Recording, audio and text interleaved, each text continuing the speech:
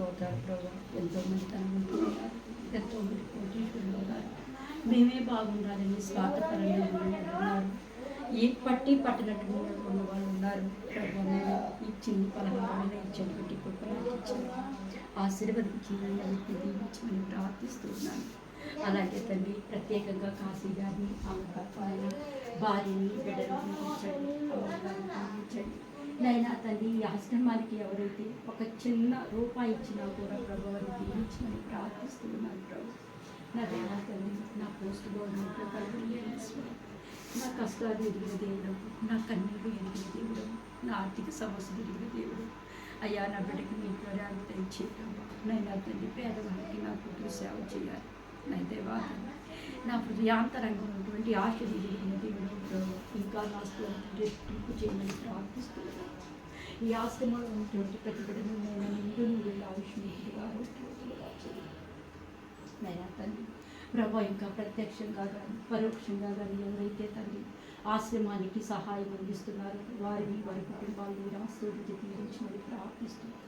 కొద్ది విన్నపాలు మా ప్రభువును మార్చినటువంటి యేసుక్రీస్తుల వారి అతి శ్రేష్టమైన నామములో వేడుకుంటున్నాం తండ్రి. ఆమేన్. ఆమేన్.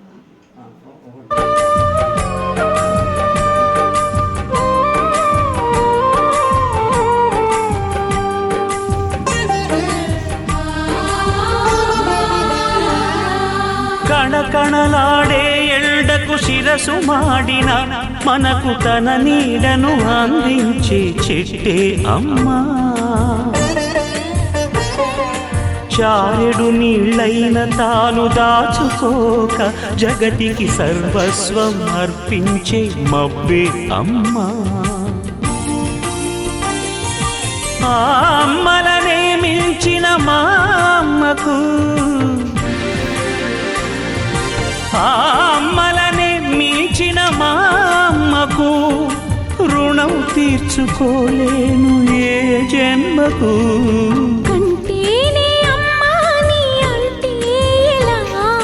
కడుపు తీపిలేని అమ్మ బొమ్మే కదా, రాతి బొమ్మే కదా.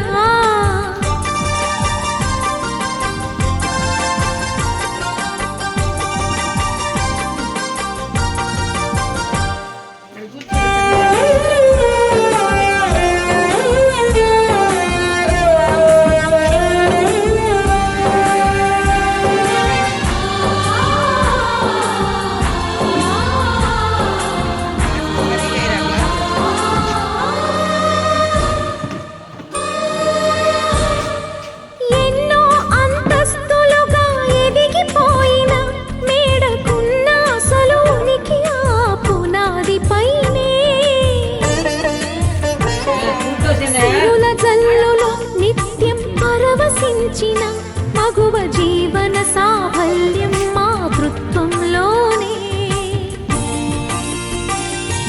ప్రతి తల్లికి మమకారం పరమార్థం, ప్రతి తల్లికి మమకారం పరమార్థం. అది లేని అహంకారం వ్యర్థం వ్యర్థం. కరుణించే ప్రతి దేవత అమ్మే కదా, కడుపు తీపిలేని అమ్మ బొమ్మే కదా, రాతి బొమ్మే కదా.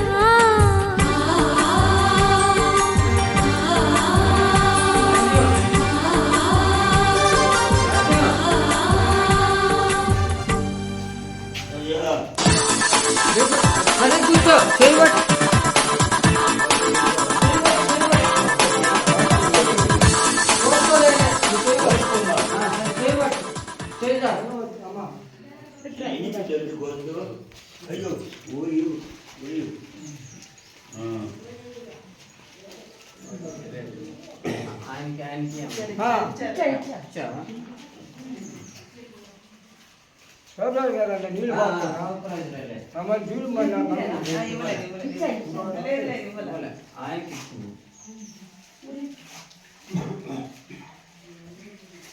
సరిపోయినా ఎందుకంటే వచ్చారు.